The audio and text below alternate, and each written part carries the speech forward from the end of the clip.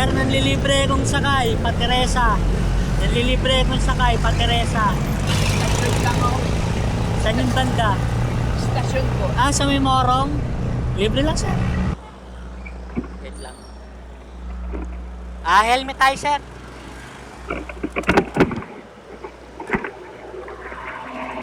Saan ba kayo papunta, sir? Sa tambong ko, contraction. Saan yun? Sa may San Monique po, shortcutang kasi po eh. Kasi pag dito traffic, di ba? Opo.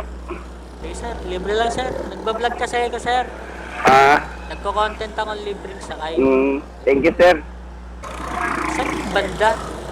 Yung sinasabi mo sa may... Pagdating po sa estasyon, kakanan, Hindi, anong lugar yung pinagtatrabahuan mo? San Monique, sir, nasa division, sa Binangonan po. Ah, Binangonan. Dito po, shortcut po kasi ako sa ano eh. Dadaanan ko, palayan pa. Anong trabaho mo sa construction, sir? Pintor, sir. Ah, pipintura. Ito, kita mo yung camera, sir, sa may kanan. Opo. Ba may gusto kang batiin? Nabati ko po yung nanay ko sa Lucena. Yung mama ko, matagal na hindi ko nakikita eh. Hindi ka na nakakauwi, sir? Opo. May pamilya na ba kayo? Meron, sir, may kinakasama po akong bago ngayon. Sana all, may bago ah. Balik kasi ako sa Una. asawa ko nung ano eh. Una. Tapos ngayon, hindi ka na nakakauwi. Opo. Mag-assist ka sa sir eh, no? Oo, mag-aas. Hirap kumita ngayon, sir, ng ano, pera. Pag wala kang trabaho, tagtambay ka lang. Kahit nga may trabaho ka eh. Yung sahod mo, hanginin lang eh. Oo, sa mahal ng bilihin din ngayon eh. Magkano ba pamasahe doon, sir? 25, sir. 25. Mura lang, no? Kahit malayo. Oo. Matagal ka na sa trabaho mo, sir. Bago lang ako gumagawa dyan, sir, kapapasok pa sa akin, pero 5 days pa lang ako ngayon. Bago pa. Sahod pala ngayon, sir, no? Dapat ako.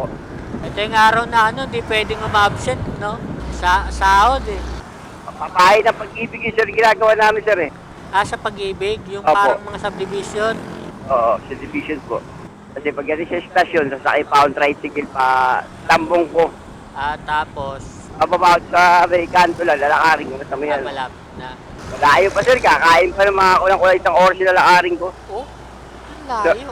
Palayan pa po yung dadaanan ko, pabundok eh. Wala bang ano doon? Walang dumadang sasakyan? Hindi papasok din, sir. Tao lang talaga, sir.